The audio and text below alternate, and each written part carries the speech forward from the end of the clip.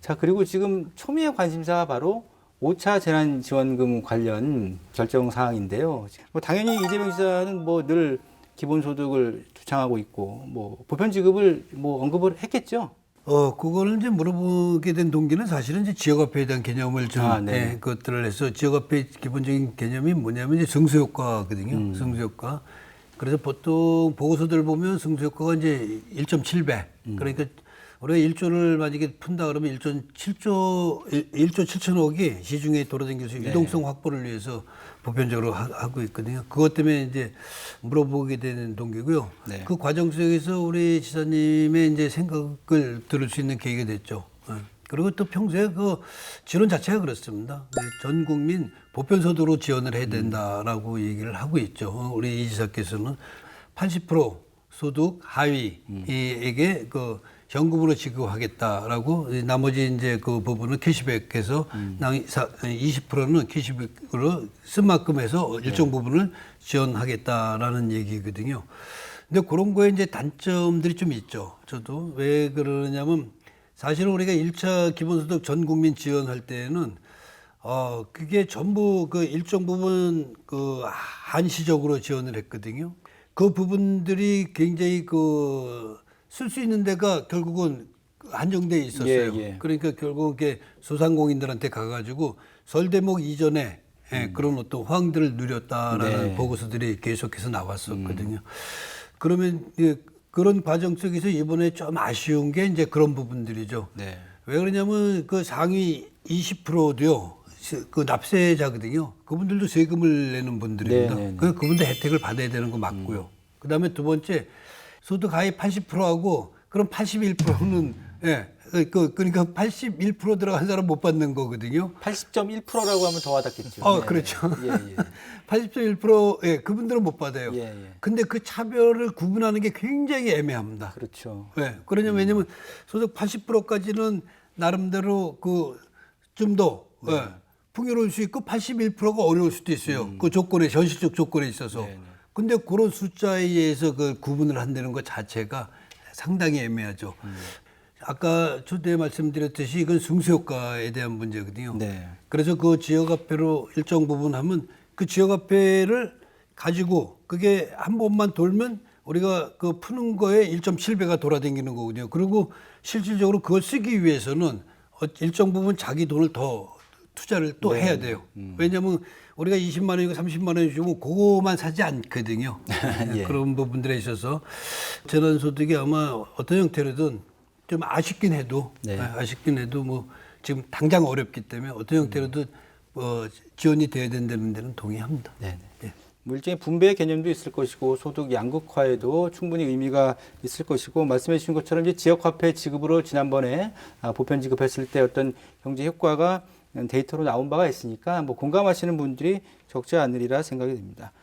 자, 오늘 정례회 관련해서 이제 총결산하고 있는데 이제 도정질이라는 표현을 제가 오늘 많이 쓰고 있습니다. 도정질문 뭐 이렇게도 하는데 이 도정질의가 상당히 그 정례회 핵심이기도 하고 또 어떤 순서로 이렇게 의원분들께서 정하시는지도 궁금해하시고 또 어떤 의미가 있는지도 궁금하네요. 도정질문, 도정질이라고도 하긴 하는데요. 도정질문은 그 도지사가 하는 각종 정책에 대해서 견제와 감시의 대표적인 방법입니다. 5분 발언하는 것처럼 그 형식적으로 봤을 때는 본회의장에서 도지사나 교육감에게 직접 질문하고 이렇게 답을 하는 것으로 그 일문일답과 그다음에 일괄 질문, 일괄 답변이 있습니다. 두 가지 방식이 있는데요. 일문일답은 답변을 포함해서 한 40분 이내에 해야 되고 일괄 질문, 일괄 답변은 20분 내로 해야 됩니다. 그리고 내용도로 봤을 때 주민의 대표자인 의원이 그 도지사가 수립하고 시행한 그 정책에 대해서 비판적으로 접근을 해서 행정의 그 독주와 오판을 막고자 하는 그런 제어하는 방법이거든요. 그리고 집행기관의 수장인 그 도지사나 교육감에게 직접 묻고 답하는 그런 형식인데 도정의 방향이나 철학에 대해서 직접 수장과 토론을 하는 것이잖아요. 이런 행위는 의정 활동의 뭐 깊이를 가늠할 수도 있는 동시에 우리 의원에게는 그 도민이나 도지사에게 좀 깊은 인상을 남겨줄 수도 있는 그런 기회가 될 수도 있습니다. 도정 질문의 그 질문자는 의장이 교섭단체별로 그 소속 의원 수의 비율에 따라서 배정을 하고 질문자를 정하기도 하고 네. 그다음 비교섭단체 의원님들은 의장이 교섭단체 대표 의원과 협의해서 정하고 있습니다. 네네.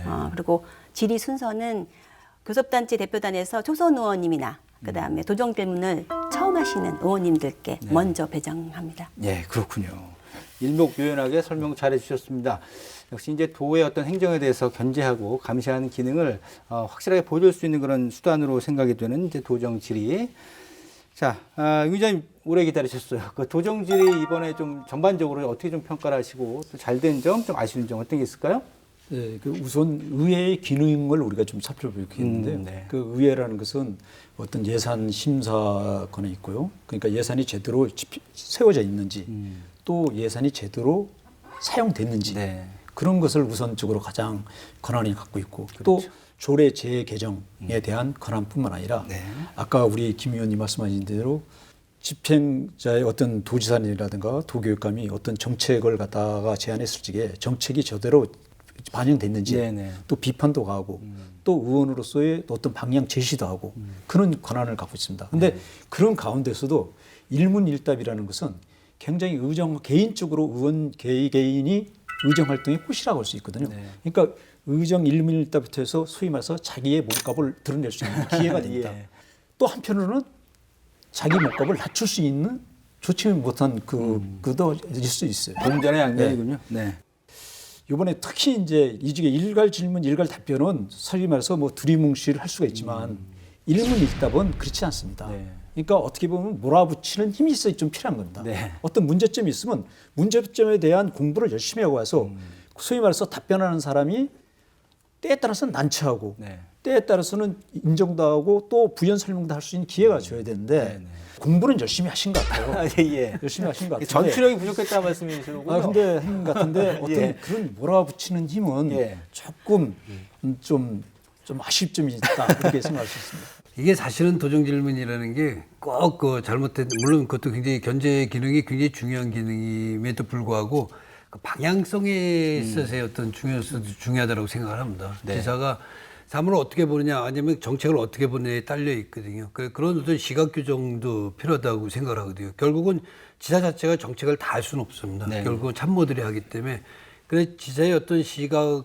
일정 부분만 교정을 시켜 놓으면 그 부분들은 또 나머지 우리 실과장들하고 같이 이제 그런 부분들을 고민하는 이제 그런 계기를 만들죠. 그래서 일정 부분 시각이 교정이 됐는데도 불구하고 굳이 그걸 가지고 타박할 일은 없죠. 좀 어려운 부분도 있을까요? 그래도 기본적으로 좀 그 질의하고자 하는 내용에 대해서 정말 깊이 있게 공부하는 건 좀 기본이 돼야 될 것 같습니다. 물론 뭐 열심히들 하시겠지만 그런 생각 좀 가져보고요.